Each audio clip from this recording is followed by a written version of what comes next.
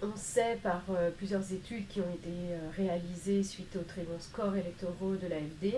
que ce parti parvient à mobiliser surtout des anciens abstentionnistes, c'est-à-dire des gens qui auparavant ne trouvaient pas leur compte ou ne trouvaient pas une offre électorale qui leur plaisait dans les grands partis plus traditionnels du système politique allemand et qui donc ne se déplaçaient pas pour voter et qui, lors des dernières élections régionales dans différents Länder,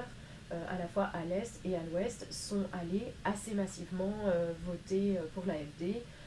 qui a réalisé des scores entre un petit peu moins de 10% jusqu'à 20-25%. Ce qu'on peut dire également, c'est qu'au niveau des reports de voix d'un parti à l'autre, c'est-à-dire en gros à quel parti l'AfD vole-t-elle des voix entre guillemets, ou quels sont les électeurs d'autres partis qui plus récemment ont décidé de se porter sur l'AfD, eh bien il s'agit, donc à part les abstentionnistes comme je le disais tout à l'heure, essentiellement des gens qui votaient déjà à droite pour la CDU, CSU. Donc